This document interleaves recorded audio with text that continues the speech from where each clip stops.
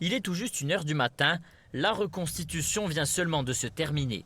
Maxime Bux livre son premier ressenti à son avocat après 5 heures de mise en scène, échanges, questions dans le froid et parfois même sous la pluie rémoise. À la sortie, l'analyse est difficile et les sentiments mitigés.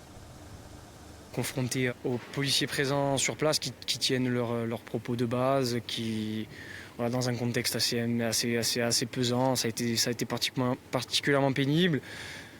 Je ne sais pas si à chaud j'ai du mal à analyser pour savoir si on en sort, si c'est vraiment positif ce qu'il en sort.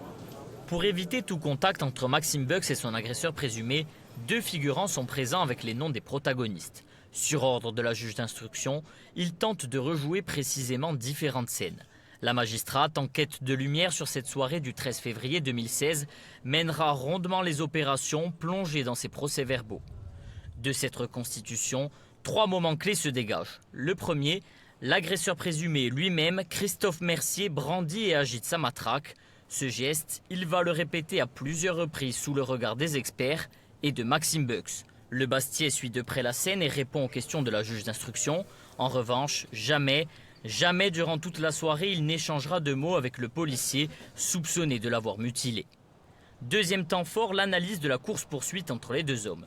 Une simulation orchestrée par 7 hommes, experts dans le maniement de bâtons de défense.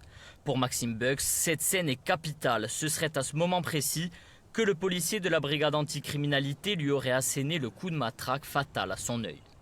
Enfin, dernier fait majeur examiné, les violences au sol au moment de l'arrestation du supporter Bastiais.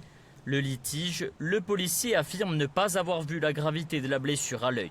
Une version bien évidemment balayée par la victime. Durant ces 5 heures, 2 pistes souvent évoquées n'auront jamais été étudiées.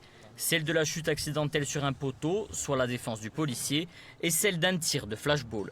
Ces théories sont-elles ou non écartées par la juge d'instruction et à qui cela peut-il profiter? Les interrogations sont nombreuses. Aucune réaction ne nous a été donnée en revanche par le policier ou l'un de ses avocats.